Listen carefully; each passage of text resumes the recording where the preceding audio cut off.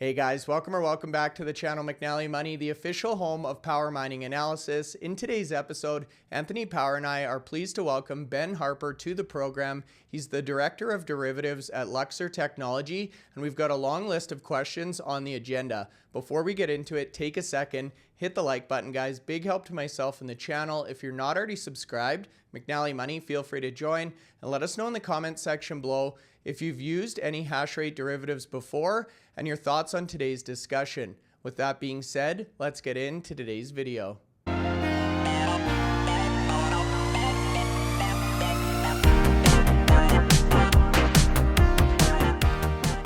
Okay guys, so that's right. Today's episode, Ben Harper, the Director of Derivatives from Luxor Technology. This is going to be a really interesting podcast. We just had a great discussion before we started filming here. Really an area of opportunity in terms of education for both Anthony, myself, and I think really our retail audience here, Ben. So welcome to the program. Thank you for making the time.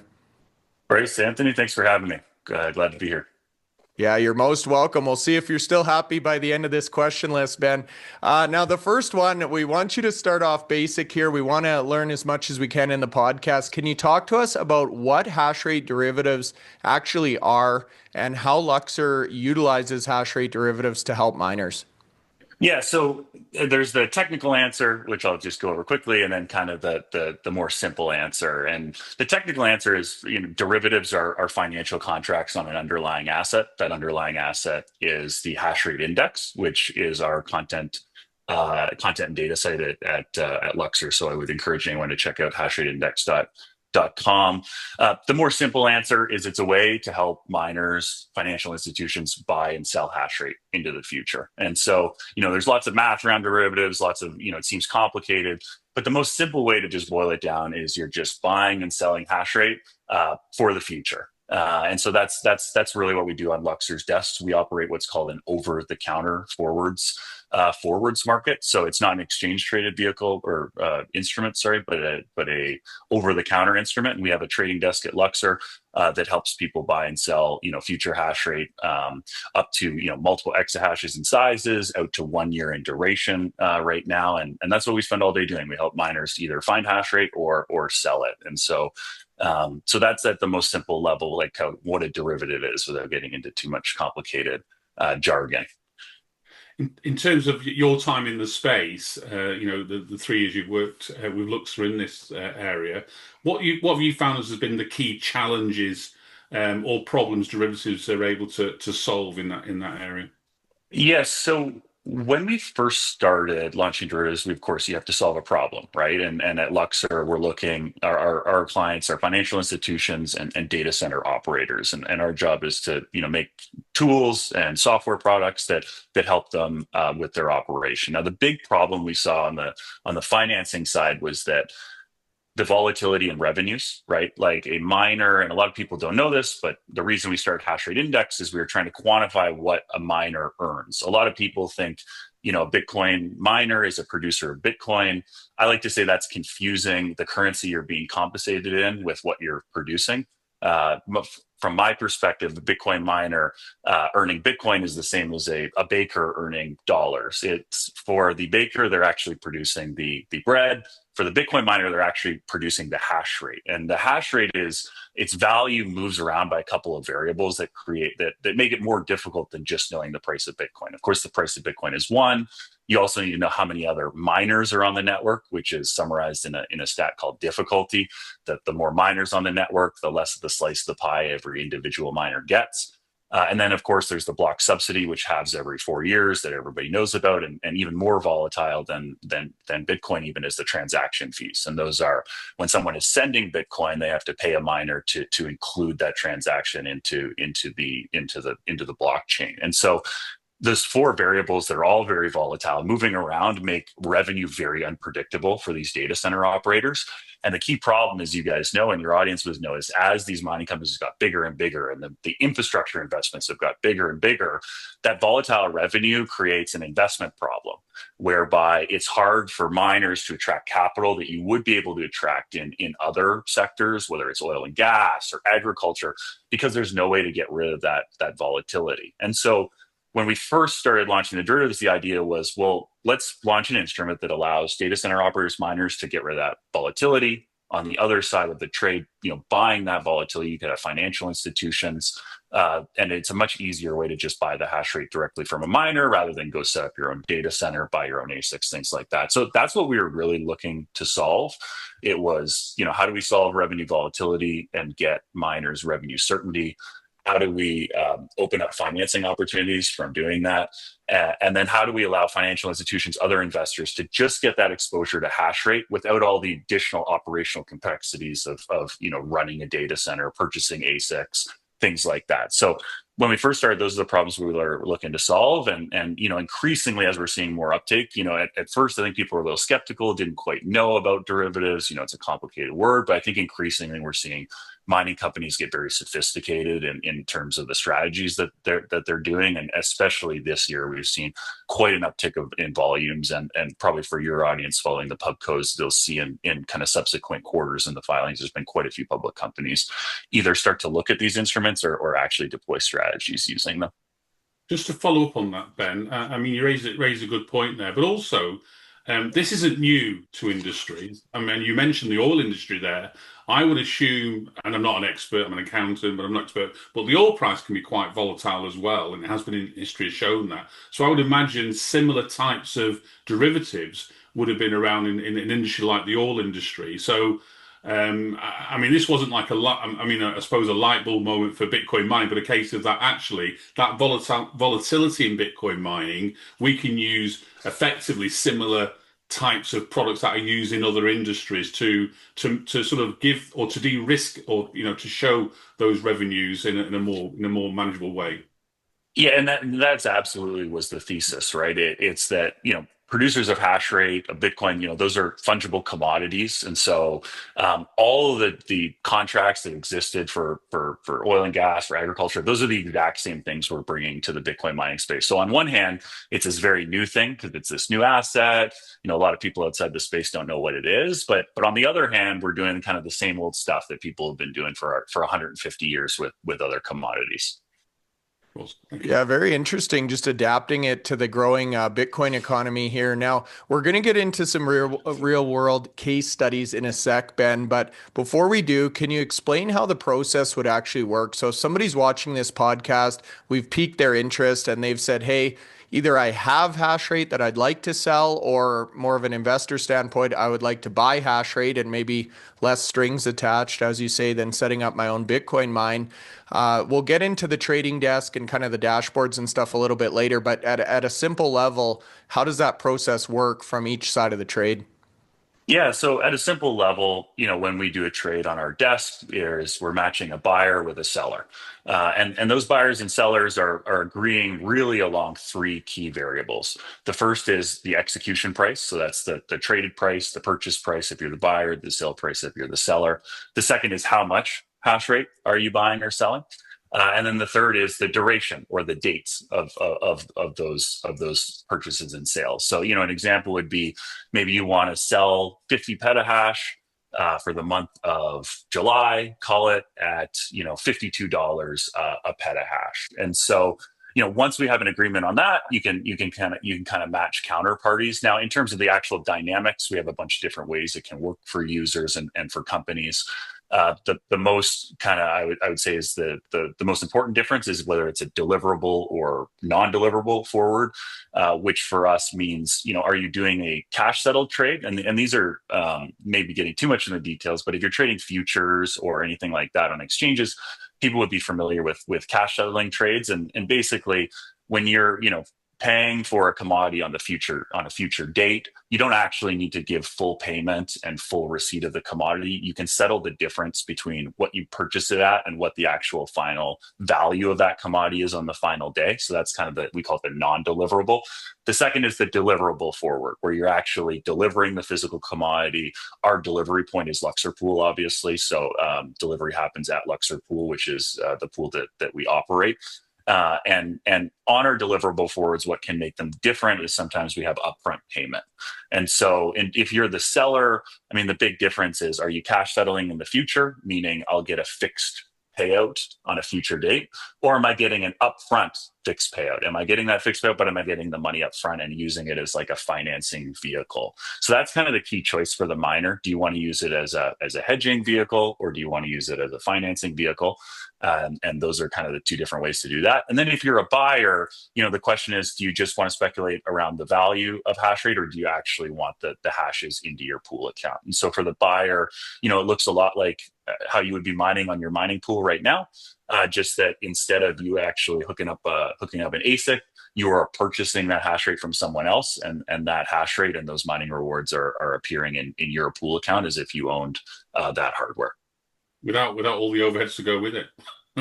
That's exactly right. Going through due diligence and signing the contract, and then the hash rate is in your account. In terms of, I mean, that's quite an interesting, concept. Obviously, trying to match buyers and sellers could be a challenge, because I'm sure you can explain simply how that can be done, but also the types of people that are going to be interested in this type of market. Yes, on one side the miners, but on the other side it could be an investor who's just looking to, he thinks that that maybe the price of Bitcoin is going to go north or south, and he's sort of like putting his marker on where he thinks it's going to go, and will run with that position. Am I on the right sort of lines there? Or you're absolutely on the right track. I mean, the two kind of categories of participants in this market are financial institutions and miners or data center operators, whatever you want to call them. And what's interesting is you actually see these firms on both sides of the trade. It's not always that miners are selling and financial institutions are buying. That's probably more common, but we do a lot of the time see mining companies on the buy side. Maybe they have unexpected downtime, maybe they have a mandate to have a certain amount of hash rate and weren't able to achieve that operationally. Maybe their hash cost is just higher than the price on the forward curve, and so it's actually more efficient for them to just purchase straight from the forward curve instead. So I didn't expect that when we started this market 3 years ago, but we do see miners on all sides of the market, financial institutions as well, just like you laid out. Yeah. Ben, Ken was able to send over a visual. I have it on screen here showing the growth trajectory of the derivatives market for Luxor. So I guess an extension of Anthony's point there, I would assume when you start a market like this, just like when Uber launched or anything like that, it's difficult to match buyers with sellers. Now that you've got more volume, liquidity in the market, I would imagine the snowball is starting to roll, so to speak. And that's exactly right, and that's something we learned very very early on, right? When you're starting a market from zero, what's the number one attribute that people look for when they trade in a market, and that's how many other people are trading in the market, right? So it makes starting very difficult. Now we're a hardworking team, so we've been grinding for about 3 years now, and we've seen steady growth every single year in the chart that you'd be showing there. And we're now on track. I think this year we'll do probably several hundred million in traded volume, notional volume on our market. So it's starting to get to the point where people that are following the public companies, you'll start seeing in their filings that they're using these instruments. I think that it's starting to become that we're hitting that critical mass where I think every major company is at least taking a look and deciding why or why not they would or wouldn't use these instruments. And it's definitely just a big sea change from maybe 2-3 years ago, when there really wasn't anything out here, any instruments like this that they could do this at kind of this scale.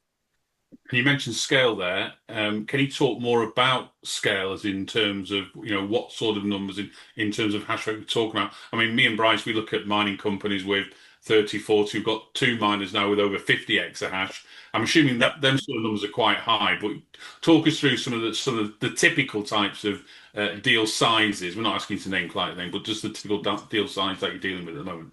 Yeah, we do everything from 1 petahash minimums all the way up to we've done about 10 exahash deals. And so on a daily basis right now, our market is settling close to 30 exahash in contracts. Still pretty low relative to the entire network, but quite a bit larger, obviously, than the previous years, and the growth rate is kind of straight up, and the trajectory is very encouraging. In terms of actual traded volumes, I think we've done, and I think I can go ahead of the chart you probably have up here because we have the Q2 numbers, but we'll be well over 150 million in traded volume year to date already, US dollars. Yeah, so it's starting to get to real size where you'll start to notice it with the big companies using these instruments.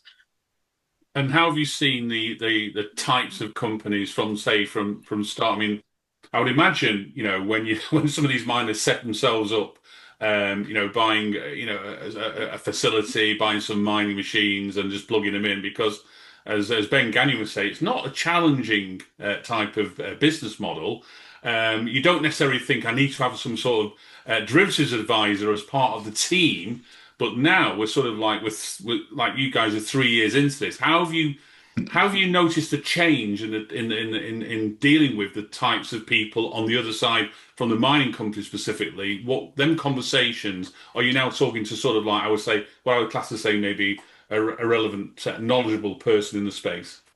Yeah, so when we first started, right, like you kind of alluded to, there wasn't a ton of expertise in these, and that's because when we started in 2022, we were just coming off the previous kind of cycle highs. You could just implement a strategy where you plug it in. Now things have changed kind of drastically since then, right? Hash price has come way down, which is the revenue that our miner is earning, and since then we've seen companies get quite a bit more sophisticated. So from our perspective, there's kind of three key market risk variables that miners are always dealing with. That is the Bitcoin risk on their treasury. That is the power risk for their cost side, and then the hash price risk for their revenue side. And so kind of in that order, we've seen the companies get more sophisticated. It started with crypto. Of course, they have all this crypto that they get, and they have to manage that risk. And I think that was very early on. They're hiring crypto traders. After that, we started to see companies build up expertise in the power space, right? That's hash price can do to what it is, but if you don't have a good energy contract, you don't have a good site selection. I mean, that's so important to this business, and you guys, your viewers would understand that. So the second area we're starting to see people get sophisticated in was the energy space and energy trading, demand response, things like that.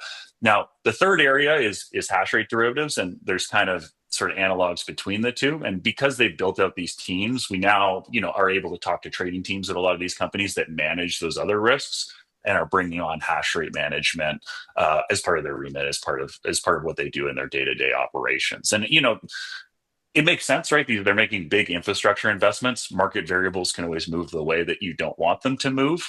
And as a producer, you want to make sure that you're staying profitable, and that everybody has a job at the end of the day, that you're settling those risks. So that's kind of the evolution we've seen. It started on the cryptocurrency side, then into the energy side. And now is kind of that whole package, those three market risks that I'd say a lot of the more sophisticated companies are starting to actively manage. Yeah. In terms of the energy, we know that some miners have what we call PPA agreements, where they sort of have a fixed price. And then we know a lot of miners now have tended to go to market rate, because in the US, unlike pretty much the rest of the world at the moment, energy prices are really cheap. You'd be crying if you heard what we're paying in the UK, probably close to 30 cents a kilowatt hour. So there's no mining in the UK with traditional electricity. There is mining using byproducts of methane gas from animal waste, which can be done a lot cheaper than that. So, but in America, so with sort of derivatives around energy, is there a requirement for sort of like significant cash balances available for potential margin calls, or does it not affect it in that much in terms of the derivatives that you guys are providing in the space versus the PPA agreements that miners are utilizing, say in Texas, for instance? Yeah, I mean, those can be very dependent on what the agreement is, knowing what collateral requirements and things like that are. But I think the key, for a miner, the key thing they're thinking about is whether they want to be on fixed or spot, which you alluded to. And I think that's kind of really the key decision for miners. Now, there's a bunch of complexities you can add to that with other financial contracts, but and that trade-off really is between certainty and flexibility. So take like a spot miner, for example, and we just ignore hash rate derivatives. So a spot miner is just taking the market price for power and earning the market price for hash rate, right? And so what they're looking at is the hash price above my electricity price, right? And the moment that is no longer the case, then you want to turn off those machines and just earn zero, because otherwise you're earning a negative margin, right? So you have that flexibility to turn off, move your operations when you do that. Now, the flip side is, let's say you have fixed power costs, spot hash price, right? So you're taking market rate for hash price, but you have a fixed power cost with an agreement either through a PPA, or maybe you're using exchange traded derivatives. Now there you have more flexibility in terms of your revenue streams, but not the optionality to just turn off, pack up, and go home. So for a miner who has a fixed power cost, you're looking at, spot hash price, is it above? And if spot hash price is not above spot power prices, then what you would rather do is just sell back your PPA. And so really what you're comparing there is in both scenarios, as an operator, you're comparing, like, is the spot price of power higher or lower than the spot price of hash rate? In the case, though, where you have a locked in power cost, you're looking at two revenue streams. Do I want to earn revenue from selling back to the grid, or do I want to earn revenue from the Bitcoin network? Now, the risk is, if the spot price of power drops below your fixed price of power, and the hash price also drops below your fixed price of power, you're now in a loss scenario, and you don't have that flexibility that the spot price, power price miner had, where they could just turn off and go home. You're now, managing a loss. So, fixed power price gives you more optionality, but the spot power price miners have more flexibility. So just to be clarify, if a miner has a PPA, and just use a notional, say 3 cents a kilowatt hour, he has it for, say, 6 months, or say let's go for 12 months, a 12-month period. He pays that 3 cents a kilowatt hour, irrespective of what the power price is during the day. If it goes below 3 cents, he's obviously operating, at the 3 cents still, because he'll still pay that amount there.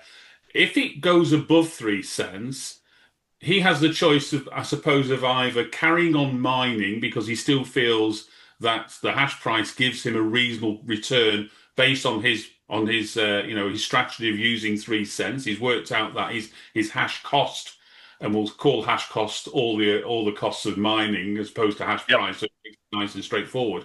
His hash cost is less than his hash price. He's making a nice margin. Or he has the choice of selling that derivative back, and basically, getting cash for not using the power, giving it somebody else the opportunity, I suppose, of utilizing that price. Well, that's exactly right. Because you've pre-purchased it, when the time comes for you to take delivery, you can just say, hey, you know what? I'd just rather sell it back to the grid, right? And so the key decision there is comparing, as the mining operator, what's the spot energy price, and then what is the spot hash price? Because ultimately, I know some people say, well, wouldn't you rather mine and get the Bitcoin? But the true answer is, if it's more profitable to sell the energy back to the grid, take that higher profit and go buy more Bitcoin with it, right? Yeah. So as an operator, those are the two variables you're looking at, and you have the choice to kind of move back and forth.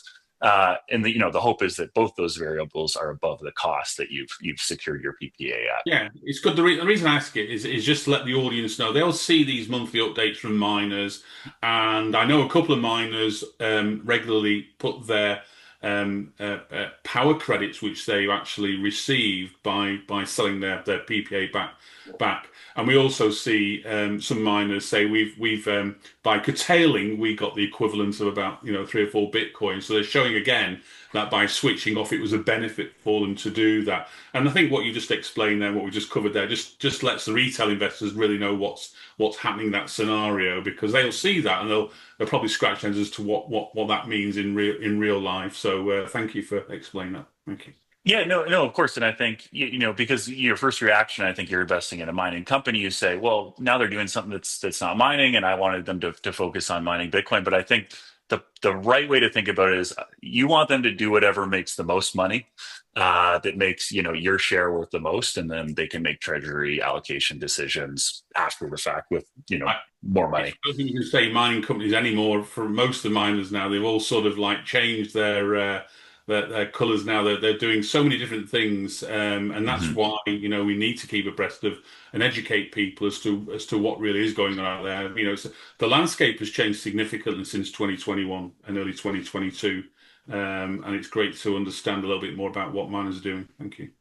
I think they're like, what's going to happen. And I think the rational thing is they're chasing the highest dollar per megawatt, right? And so, right now you're seeing a lot of AI, HPC kind of stuff. My expectation is that over time, we should see all these different types of computation sort of come to a similar risk adjusted dollar per megawatt hour that you can earn, because otherwise you would expect movement of these data center operators from different types of computing to push those, either the higher revenue ones down or the lower revenue computational things up, because it doesn't make sense that over a long period of time one type of computation could earn a significant amount more per megawatt hour, risk adjusted of course, but that's how we kind of see it playing out over time.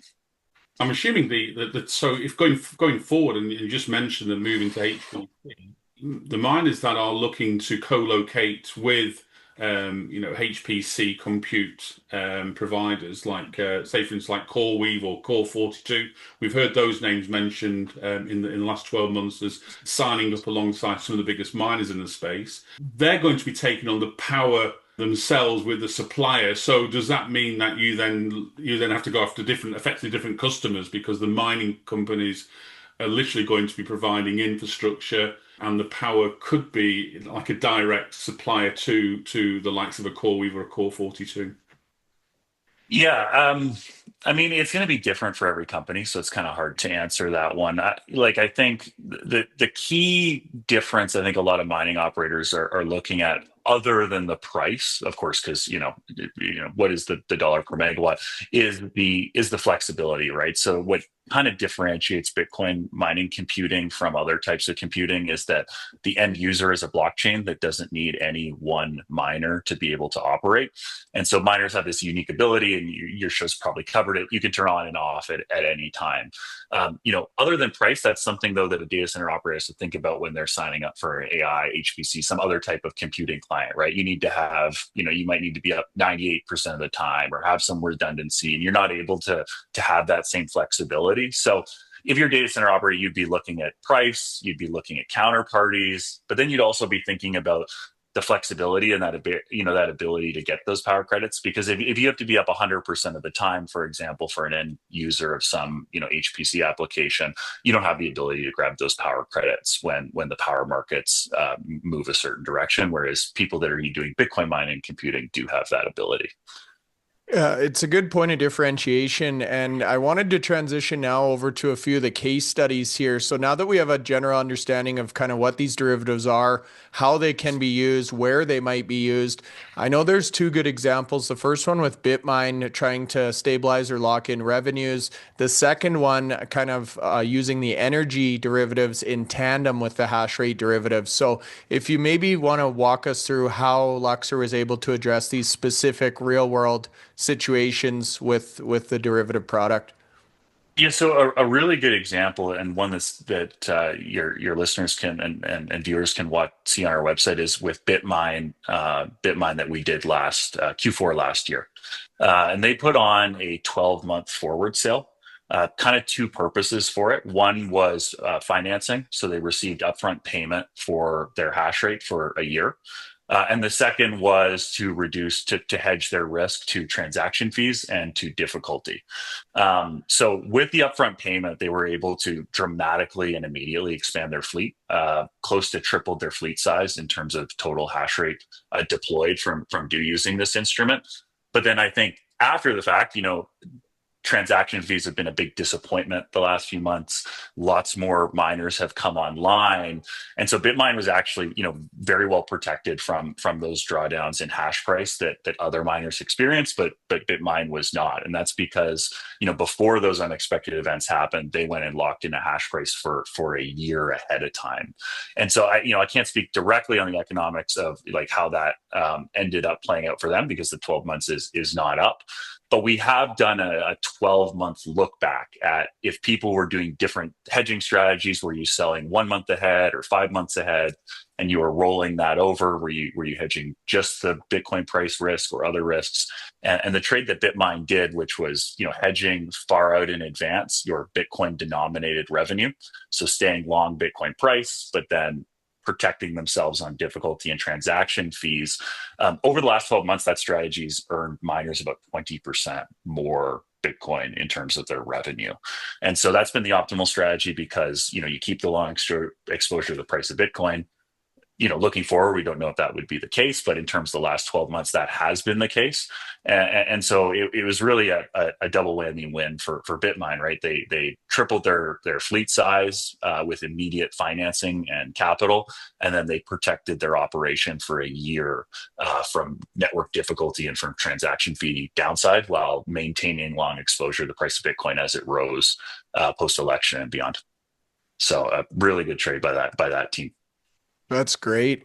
And the other one we caught our attention, I guess, you talk about the energy strategies there as well, Ben, using these in tandem with the hash forward contracts. Or hash rate forward contracts? Can you talk about how these can kind of be paired together?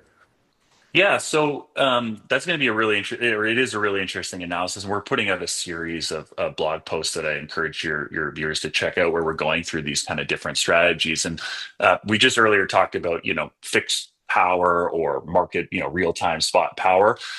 Miners also have that exact same decision on their revenue on their hash rate side. Right. So they can decide, do I just want to take what a pool is earning me, or do I want to go and lock in, a fixed payout for a long period of time? And why those are really powerful together is, all that volatility I was talking about that made it a very, hard space to invest in for a lot of traditional investors. If you can fix your electricity price and you can fix your hash price, which is your revenue, rather than now just a really speculative business, you have, real certainty in terms of the margins that a business can earn between their hash price and their hash cost, or their energy revenue and their energy costs, however you want to denominate it. And so miners right now are looking at, well, how do I get that low price PPA? How do I lock in that thing? And then you can bring in, lots of different types of financing, because that becomes a much more investable business. And you see that in oil and gas, you see that in other areas. Now, of course, there's infinite complexity to this in terms of how you layer things on. One of the more common ones is you'll see in PPAs, you'll see companies layer call options, so short call options for the miner into the PPA. And so when we've talked before about a miner with a PPA has the ability to sell to the grid or mine the Bitcoin, what you can also do is say, hey, well, if grid prices go above a certain level, I don't know if that's going to happen, but what I'll do is I'll sell a call option as part of my PPA or as part of my strategy. So you give up some of that upside in the more extreme power cost, but you earn the option premium, which improves your mining margins all the way through the rest of the hours that you're mining. And so you can not only lock in that margin, but playing with call options, you can increase or decrease that margin, trading off upside exposure in the energy. And that's attractive for miners because, maybe you're not like a power trader, you're a mining company, you just want to focus on mining, you don't want to speculate long on power, or you just want to maximize those margins when you are doing the mining activity. And so, kind of infinite complexity. When you have the power on one side and the hash rate derivatives on one side, you can kind of come up with infinite complexity of different strategies that companies can implement. But they're really powerful together because, again, you have these uncertain variables making investors go, I don't really know what this is. I don't know what's going on. But once you have those fixed price contracts, it starts to become a much more investable space for institutional investors.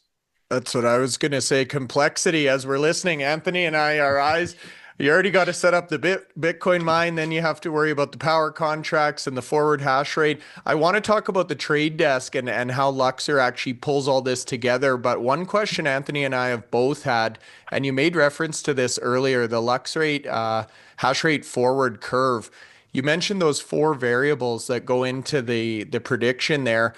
With the volatility that we've talked about in each one of those variables, how is Luxor able to project out months in advance what an estimated hash price may look like? Yeah, so that forward curve it's not something that we're projecting. It's actually something that our market is telling us in terms of where they're willing to buy and sell. So that hash rate variable is not, not necessarily Luxor's opinion, but it's actually our market's opinion. And so it's the manifestation of the views of a bunch of different market participants in terms of their actual expectation for hash rate. Now we have a full live order book. for the 100 plus participants that we have in our market that send quotes and do trades every day.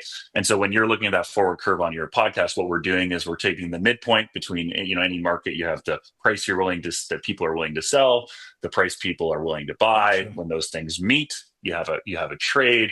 But what we're showing you guys is the live bids and asks, what is kind of the midpoint average, to get a best sense of like, what are people's expectations. Now, a question I've got a lot is, is that forward curve a good measure of forward expectations? And the answer for hash rate, I think, is yes. And it comes down to the fact that it's a non-storable commodity. So for storable commodities, the forward curve usually just implies more around storage costs and inventory holding costs, right? Because for a storable commodity, if the price differentiates too much tomorrow from today, everybody will just not sell tomorrow and sell today, and should help equalize those prices out. So what you tend to see for storable commodities like Bitcoin is that the forward curve generally sits around what the current price is, maybe plus or minus a few points, depending on cost of capital would be for Bitcoin, or inventory storage if it's for something like oil and gas.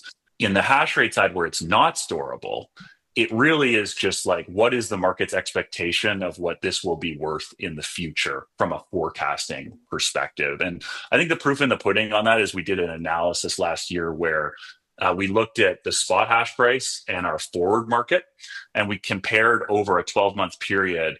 Was the current market price or the forward market price a better predictor of what the actual future price was? We found that our forward market was about 80% more accurate from a mean squared error perspective. So looking at the forward market in power, which is also non-storable, in hash rate, which is non-storable, I think is like really key, because you can't grab that hash rate or grab that power and hold it and then hash tomorrow. You have to use the hash rate instantaneously as it's produced, and so it does work as a pretty good forecasting metric. And yeah, so that's what you're looking at when you're looking at that forward curve. It's what are all the buyers and sellers in our market? Where are they willing to transact? Now, sometimes they get it right, sometimes they get it wrong.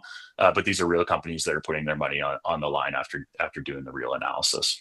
But we obviously we've looked at the last 3 years and how things have grown. Where do you see this type of sector of the industry in maybe a couple of years' time? What potentially new products could come onto the market? What other areas you're looking at? You mentioned about the Bitcoin price or the hash price. You've talked about power. You've talked about treasury. I mean, we've also seen a significant number of public companies now go out there and put Bitcoin on the balance sheet. Are we going to see more products about where not just the companies, but maybe individuals are able to maybe get a yield for their Bitcoin if they want to do something with it? We don't see too many products out there at the moment. Is this something Luxor are thinking about for the future?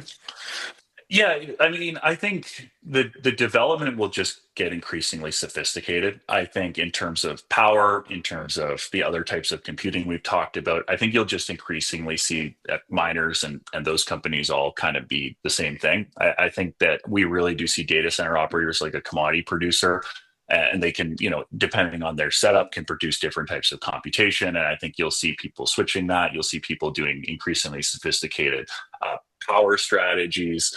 Now, in terms of your question on the yield side, we already do kind of in our current construct have a way that some financial institutions and mining companies have been earning yields, The way that works is, remember I told you we have a deliverable forward that involves upfront payment that miners are using a financing tool. And we have a cash settled market, which is, exchanging the future value of hash rate. So one of the strategies that financial institutions have used to earn a fixed yield as opposed to like a mining revenue is that they'll come in and they'll purchase hash rate up front from a miner at because you're paying up front, you get a slightly discounted rate. And then they'll simultaneously go and sell all of that hash rate and lock in a future price. Now, the reason those prices aren't the same is one product you get paid up front, the other product you pay on the day of delivery. But financial institutions, you can do those two things simultaneously, right? I'm going to buy this hash rate, I'm going to put this, and it's a way of earning kind of that yield, or that fixed return is probably a better term. The differential between those is we see the interest rate on hash rate based products. The only difference between the two products is the upfront payment. Now, Bryce, we're talking, maybe it's some people call it arbitrage, but there is credit risk. Anytime you pay upfront for something, you're expecting somebody to do a good or a service. In this case, it's provide hash rate. That is an obligation that you're bearing that credit risk, and so that's why there's a differential between the two contracts. And lenders who just want a fixed return, want exposure to the space, but don't want to buy hash price and see where does it go up or down. They just want to earn a fixed return. That's where we see lenders and even miners that just want return on their treasury. Maybe they have some Bitcoin they're just looking to earn a return on. This is a way they might deploy it. They might just go buy some hash price, but then go in and hedge out the value of the hash rate when they do end up receiving it to earn that fixed return. Yeah, really interesting. And there's obviously a lot going on here under the surface. Now, I wanted to kind of conclude today's episode with the Luxor solution to this complexity, your trade desk and this ecosystem you guys have put together. So as Anthony mentioned, you've been at this for years trying to build this ecosystem or market equilibrium. Can you talk to us? What can people expect if they want to sign up, if they're interested in maybe taking this step? How does your platform work? Yeah, the easiest way to find out is to go to luxor.tech/derivatives. You can log in with your normal Luxor login credentials if you're using our mining pool. If not, I'd encourage you to check that out. All the information is there. Usually, what we try to do is start to figure out what people's goals are because of all this complexity. Try to figure out what a miner is trying to achieve. Walk them through our market, where the buys and the sells are, where people are willing to transact. And then our desk is, very white glove, very hands-on in terms of how people can, we help facilitate these trades. It is OTC, right? So all these trades are done over the counter as opposed to on a regulated exchange, though we do have an exchange trade product on Bitnomial. But yeah, generally we just try, go to the website, check it out. If you do have hash rate that you want to look at selling, or you're interested in purchasing hash price, there are prices on the portal on our website you can take a look at. But of course, we're happy to talk miners, data center operators, financial institutions, retail investors, things like that. We're happy to talk them through how all this stuff works. Very white glove, and our desk, we're about a 4-person team, and what we spend all our day doing is we have about over 100 market participants right now and growing, and we just spend all day sharing quotes. Talking to people who are looking to buy and sell, and figure out, when they're looking to buy and sell, and at what price they're looking to buy and sell, and how much hash rate they're looking to buy and sell. And we spend all of our day helping companies find counterparties that can get them the trades and the contracts that they're looking for. Just one final question before Bryce wraps up. In terms of hash rate, and we've covered this on our recent podcast, we saw the global hash rate drop from over 1,000 exahash at the end of last week down to, I think it was 634 exahash. So it was like a 400 exahash swing. What were the conversations that you guys and your team were having during that period? We've seen it sort of recover a little bit now. It's back into the 850 mark. But do you have any understanding as to why the hash rate dropped so quickly? Do you have any sensitive analysis about that? We know there's worldwide things going on, but we've been scratching our heads as to, I don't think the troubles that are going on in the Middle East are really affecting the hash rate that much. Is it more closer to home in North America? Yeah, so there's probably a couple of reasons, and there's some reasons that we know, and some that are more speculative. The first thing I'd say, though, is probably the estimate of 400 exahash coming offline is probably a little overstated. So generally, when people are looking at these measures of hash rate, they're based on block times. And so depending on the window of block times you're looking at, is it over a day? Is it over 3 days? The shorter the time span, you can see huge volatility. So, what we're seeing is about 8 to 10% of the network that's come offline in the last kind of week and a half period. We'll see what the difficulty adjustment ends up being.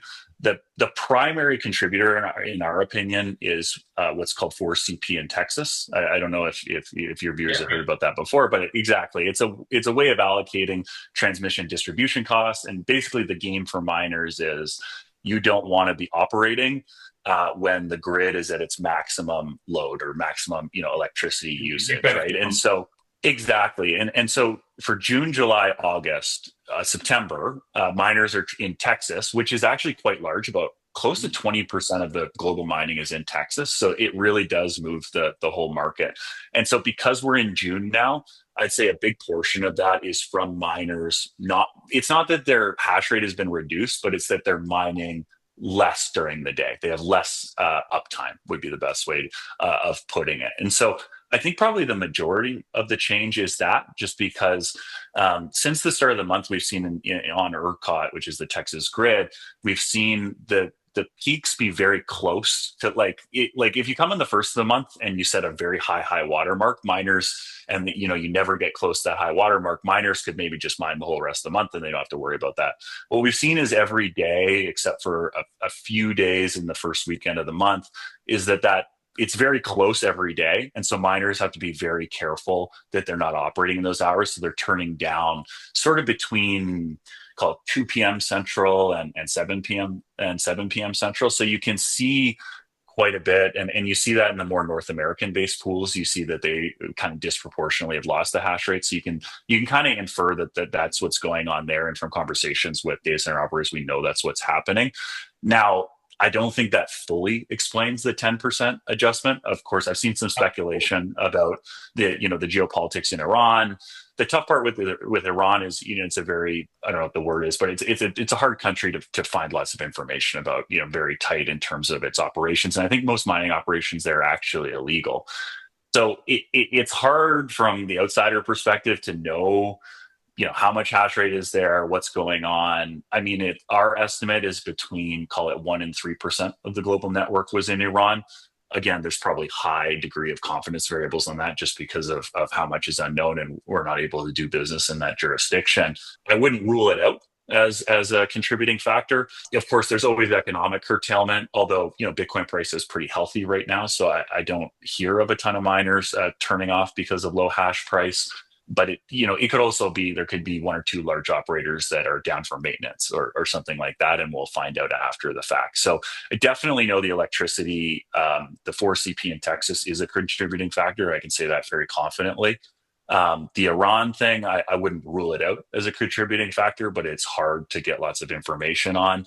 But there also could be other things that are contributing as well to the fall in hash rate.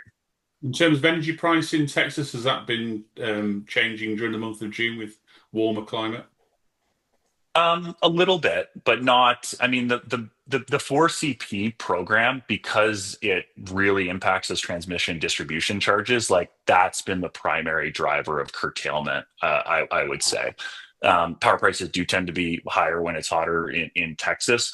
But most of the curtailment right now is being driven by miners, trying to make sure they're not operating at those 4CP hours so that they can avoid those transmission distribution costs. Good question, Anthony. And we have been following this all week and have a podcast coming out later about that. So that's great insight, Ben. Now, I wanted to just wrap things up here, give you an opportunity to close out. If there's anything that we've missed in today's discussion, I know this was super informative for myself, a lot of notes and new knowledge here today. But if there's anything we haven't gotten to, feel free to share. And thank you so much for the time. No, I think we've talked about everything. I was going to bring up the fall in hash rate because that's the most topical, but of course you guys beat me to it. I just point, all your listeners, they can find out more about Luxor at luxor.tech.